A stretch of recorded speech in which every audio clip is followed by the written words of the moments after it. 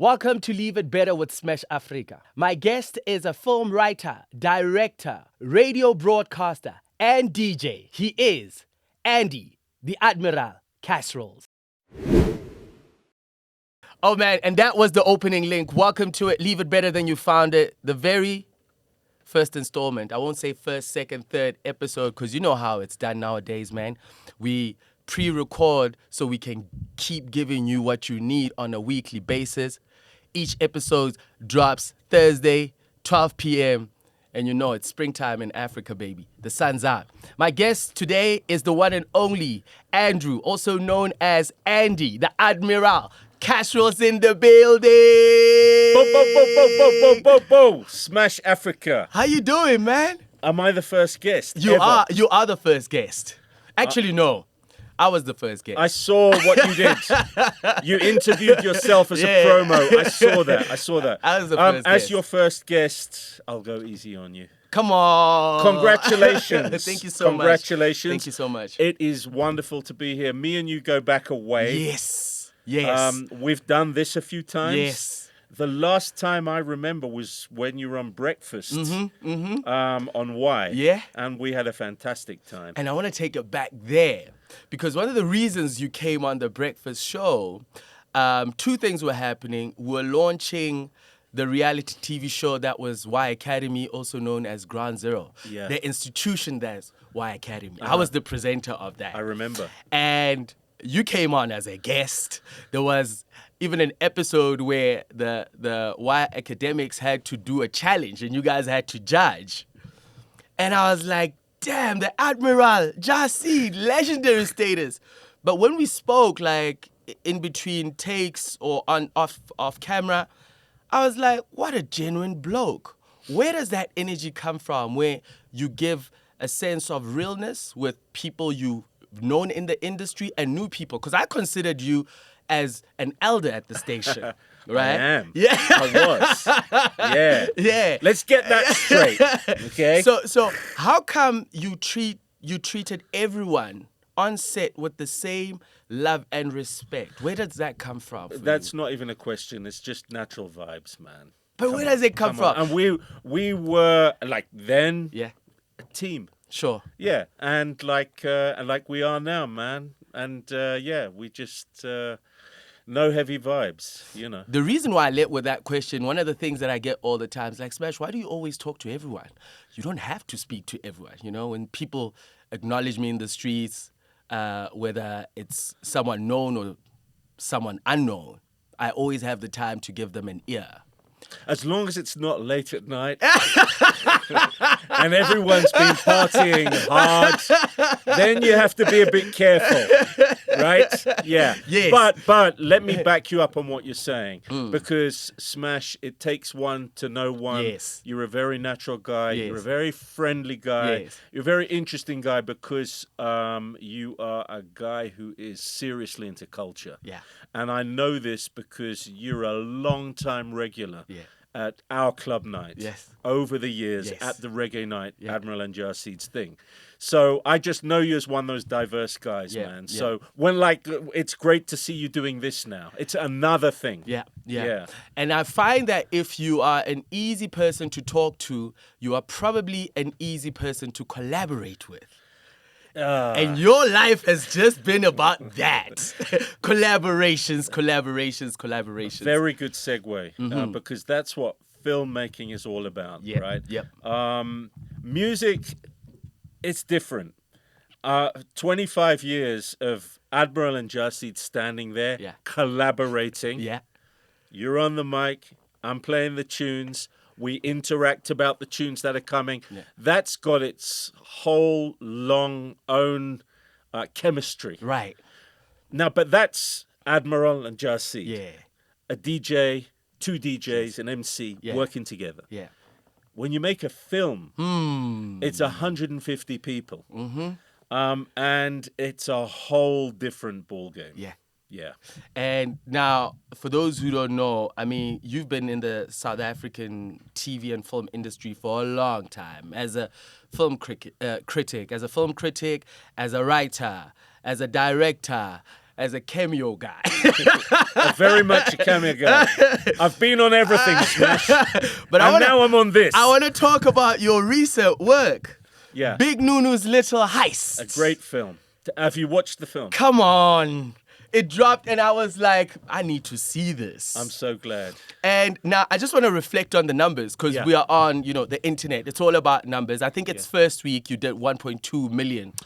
Interestingly, we got to learn that because with the Netflix model, you don't get the numbers until I think it's 28 days. Oh, wow. But the fact that we featured in what's the global Netflix charts in the first week, they indicate the figures for films that have made that top 10. And there's two big top 10s. There's the main English-speaking top 10, and we featured in the global non-English movies top 10. And we were all surprised to see, oh, look, 1.2 million. So we found out our first week views kind of in a nice way. That's beautiful. Yeah. Now, when you wrote this, you got to take me back. What was happening in your life when you wrote this? And what inspired it? A lot of things happened because I wrote it over time. I wrote it, I put it down, I picked it up, I kept writing. I was fortunate enough to have a friend and colleague, a very good friend, a guy called Robbie Thorpe, who helped me develop the film once I'd written the script and fleshed the script out. So before going into the long journey of it, it actually was just about trying to make the kind of film I wanted to see. And I have watched and have the largest respect for all our local filmmakers and the local film product. And I just saw a gap and I just thought, well, like there's a certain type of film that I think I could put together, so I gave it a go. That's really what it was. It didn't really reflect where I was, where my headspace was, whatever. It's just like, okay, it's almost like you're going to make a tune. You're going to write a lyric. Okay, so let's give it a go with a movie. I had been a critic for a long time, Smash. 5-6 years with the great Fat Joe show. The legendary. Where I discovered that I liked film. Because it happened kind of by accident. Oh, no. I'd always liked watching movies. Sure. And I was just asked because in 99 I was a YFM DJ and somebody said, hey, look, come along on the first week, do a guest spot. It's a he said, she said over a movie. And I'm like, oh, I like movies. Let's do that. And then we did it. And they said at Red Pepper, they said, well, that was really good. Can you come back next week? Sure. And then they just kept saying, can you come back next week? What was it like being a contributor before we segue into, because I wanna focus on Big Nunu's Little Heist. But what was it like then as a contributor? Because as someone who's a broadcaster, you know the ropes, you know the mic techniques, you know what you need to do. What was it like when they said, come back again? And then 6 months down the line, you just back to back. You're just here. You're here now. And you're part of it. And then you start feeling at home and it's great. Right. And you kind of start developing a real passion for the thing because now you're seeing the movies every week, reviewing them. The big change, and this takes it back to what Big Nunu's Little Heist. The big change was when Fat Joe show switched from ETV to SABC 1. The format changed. And now there was a chance for me to produce like a comedy skit related to the movie we were reviewing. That's right. And it's like, oh, I can do this. And at first they gave me a director and they said, okay, what's your idea? And we'd put it together on a Monday, film it on a Tuesday, mix it on a Wednesday, show was on a Thursday. And then after a while, I was just, no one even asked. It's just like, oh, there's no director this week. Okay, but I can direct it. You know, like, and in a naive way. You know, like, you know, and then you've got a cameraman, as you do here today, and then you kind of trust him. And he'll say to you, you know, Andy, it'll look better if I put the camera there. And then you start learning. But the other thing is, I'm watching so many movies. I'm kind of seeing how they're doing their camera angles. And it grew out of that, this sudden urge to, I'm reviewing them. And then I did this great show with Akin, a good friend of ours. Admiral and Akin go to the movies on Zanzi Magic, which is now about local film.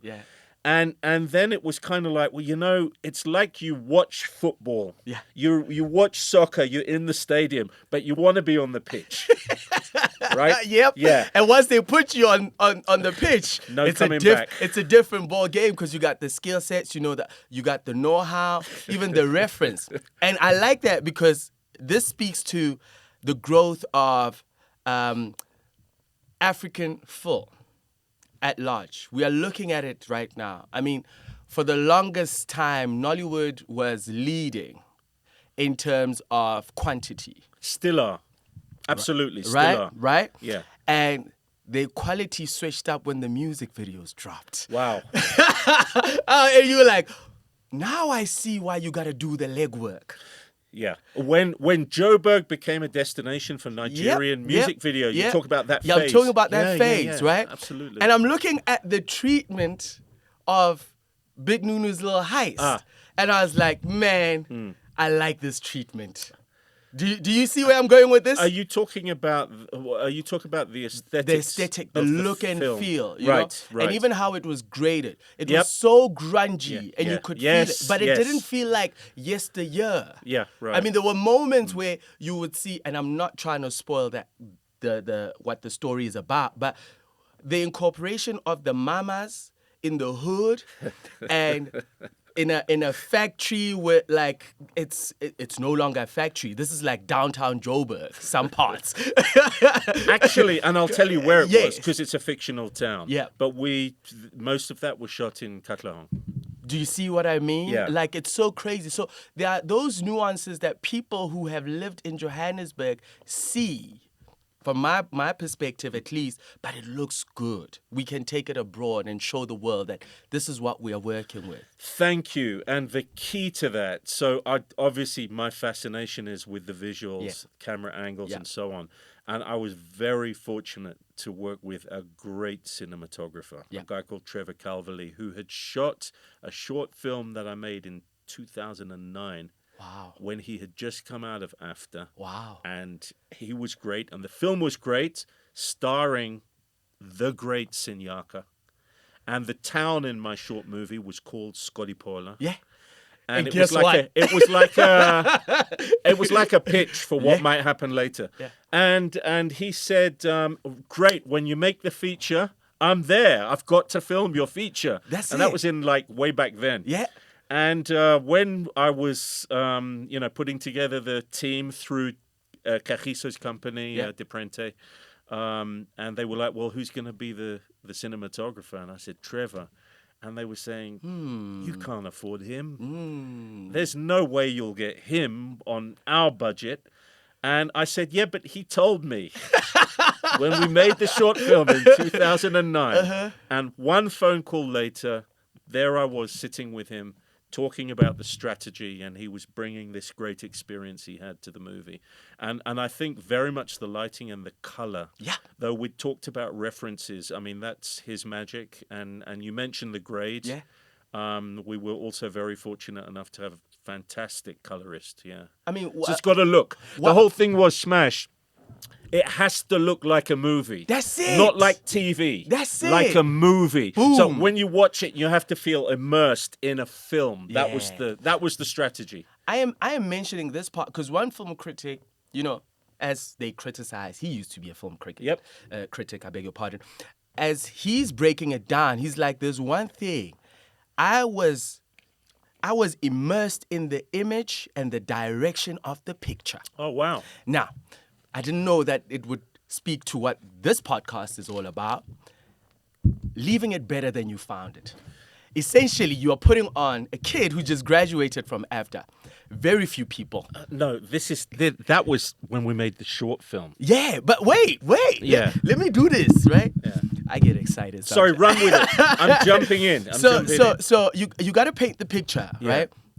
You believe in a cinematographer who just graduated and say, yo, we're going to shoot a short film. Sure. I believe in your I believe in your techniques.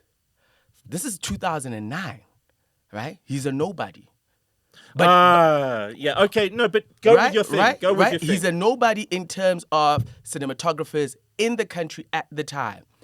2009. Fast forward to 2023, and I don't know when production and started. And we filmed 2022. And you filmed in 2022. Yeah. Fast forward to 2022, and this guy has literally changed the way we see picture just based on his work. His CV speaks on his Sure behalf. Does. Absolutely.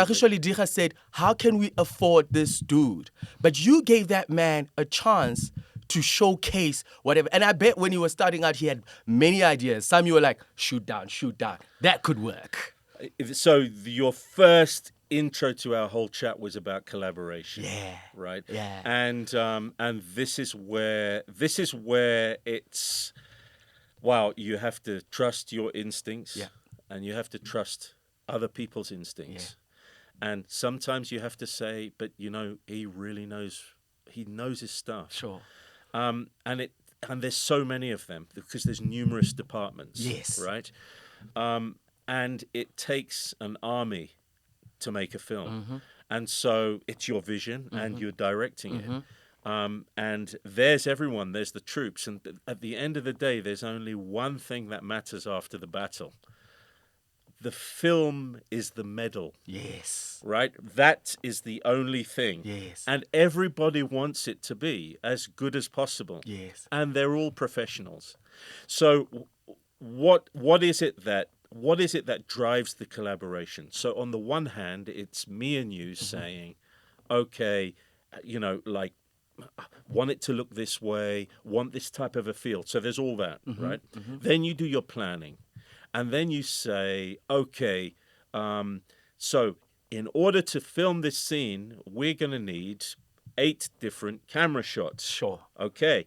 And then you plan that all out and you're ready to go. And then when you're on the film set, your partners, your producers say to you, yeah, but Andy, you've only got time for 4 camera shots. Oh, man. And you say, okay, no, but can't we push the time? And they say, well, then the next scene, you're going to have to cut camera shots out of that scene. So you're then forced into making decisions very quickly because time is moving, right? And this is where collaboration becomes super important because then you're making decisions for the best of your story, of your film, with people who have a strong point of view and are trying to help you. But this is where you now have to say, okay, do I go with what he's saying? Should I go with my gut here? And this is where the fire happens. Oh, man. Of creativity. And it's amazing how, for how wrong it can go, it's amazing for how right it can went. go. Yeah. Yeah, how things can just appear out of that. That's like you end up with people saying, how did you do that? Yeah. And you know that it came out of a moment like that. And that's really, you've got to be very fluid. And for me, that's been the biggest challenge. I'm quite a controlling person. You are in the Admiral. Exactly. Recognize. So I learned a lot on this. So in essence, you could say this production left it better than you found it for you personally, internally. Very much. And people like Akin and Robbie, Kags, and they're all saying you're only going to know once you've done it. You think you know what it's going to be like, but you're going to have to go through with this thing. Yeah. And everyone's hoping the wheels don't fall off. Yeah. And it's so true. You kind of need to be on the spot. Yeah. And then you know. So I left myself better. Now I feel armed to now make the second film now. Come on! Now that I've learned that. Come on! Right, okay. Give me another chance. And this is where I'm at right now. Yeah. I love the vibe of your podcast. Yeah. Leave it better. Mm-hmm. Leave it better. That's it. See, that's fantastic. Yeah. Because you can fail. Yeah. But you've left it better. Yeah. Right? Yeah. Yeah. I really like this psychology. It's always good. And as we segue on that, now Tony and Jefferson. And I know Tony's a friend of yours. Yeah. Yeah. So Nunu. Let's call him by his real name. Yes, Nunu. Yeah. And, Big Nunu. Jefferson plays the protagonist. Yes, he does. And he does such a brilliant job, but you don't like him. He's like, who's this guy? Right? And these guys come from theater. Yeah, both of them. You got to walk me through, because how you wrote this script and how they deliver the lies. What was that? Like, how was that dance for you guys? Oh, yeah. So I mean, like, the key... So firstly, being incredibly lucky, and there's other cast members we can talk about. People like Tulani Shange or Daniel Hadebe, who's a brilliant actor and really had a fairly mute role in it. But if you're speaking about Tony and Jefferson, two highly experienced theatre guys, actors, thespians, also both of them playwrights in their own right, okay? And the whole thing was, with all the actors, and especially those two, because they're the two leads. Sure. There was Amashli as well, but really those two were the leads. To understand the genre of the film. Yeah. So we're making our version of something like an action film. Yeah. And, you know, there isn't much time for ad-libbing. Yeah. It's quick moving. Yeah. The action happens, and you need the punchlines to the action. Yeah. And of course, I wrote in English. Yeah. Of course. Yeah. And it was very important for me, though, to be able to deliver this in the proper street style that people could relate to, right? Yeah. In an authentic style. And fortunately, both of these guys got it. Yeah. And so while there were, you wouldn't say negotiations is a strong word, discussions, debates, they brought the magic of the interpretation. And there were times where they'd say to me, look, I know what you're trying to say here, but, you know, we're not going to be able to say it like that. Yeah. Not in Zulu. Yeah. So we're going to have to put it a different way, and then we talk, and then it happens. That's magic. Yeah, but I'll tell you something about Tony, briefly, since we're on this subject. I had named the character Nunu. Yeah. And my idea was, you see, this is great because he's got this overbearing mother. So he's her, Nunu, really, her Nunu. But I wanted to put someone fierce there. Yeah. Because to have like a name like that, but he's also terrifying. And when Tony auditioned, he was great. Yeah. I mean, he got the part with some deliberation. But he brought that voice only on the first day of shooting. He didn't even audition it like that. No way. Yeah, we're on the set, and it's like, right, action. And he walks in, and there's the voice. And we had to actually say, okay, everyone, hold on. And it took about 15 minutes. Yeah. There was a bit of a discussion. And it was like, to me in my mind, but you know something? This is brilliant. Yeah. This actually makes that Nunu character even better. The voice. Yeah, the voice. And also, because you kind of go like, why does he speak like that? And then he goes back to his normal voice and he flips. And every time he speaks like that, it brought the Nunu-esque yes. of it. Which is supposed to be, you know, the mummy's boy, the teddy bear, yet the most fearsome character. Everyone listens to him. Yeah. No one does not obey what he says. Yeah. And that was a really nice contrast. And I think there's examples in film worldwide of that kind of comedy. But I don't think it's been seen here before, so it's a great thing. Yeah. No, you're a leader indeed. So we got to take it back. How did you become a leader? It must have come from somewhere. Was it you were class captain? Or you a captain? I got to take it back. None of the above. Right. Where do your leadership skills and qualities come from? You know what it is? I mean, I could tell you about where I come from, my past, all the rest of it, which I will. But at the end of the day, when you have something on the line like that, like you are putting on an entertainment, a piece, a play, whatever it is, you kind of need it to be the way you want it to be. Sure. Yeah. And the only way you can do that is to put your line down. Sure. Right? And to be very sure about what it is you want. Sure. the thing to be. Sure. And that, I think, is where a person will therefore rise to position. Now, I have a loud voice. Right? Yes. I'm a mellow guy. Yes. I am a mellow guy. Yes. But I've got a loud voice. Yes. 25 years standing next to Jarseed on a big sound system. You have to have a loud voice. I love that. And I love how you're putting that out, you know. We are looking at the 2000s, you know. Yeah. And I spoke to leadership. And some of them are going to watch this, right? And you've touched on, like, the importance of knowing where the lines are drawn and putting your foot down and exercising what is God-given, which is your voice, you know, and what also comes, whether it's by destiny or grace, where you team up with the likes of Jarseed. If your voice is not big, no one is going to notice you, right? Now, young people are going through the most and trying to find their space and being leaders or looking for leaders. What do you have to say to them into that camera about tapping into that greatness that they have inside instead of looking out for that? Are you talking about in any sector? Across. This in is any not, sector. This is not. This is leaders in music, leaders in business, leaders in culture. Sure. Leaders in the community. No, absolutely, Smash. The biggest thing is, firstly, it's about confidence. Sure. And you know, we all know what can make you feel not confident. And you know, it can be because of where you went to school, right? How you grew up, lack of access to certain knowledge. So the first thing that you really need to have a self-assuredness about what you want to do is knowledge in your subject. And we're very lucky in the era we're living in that that's quite attainable just by going online.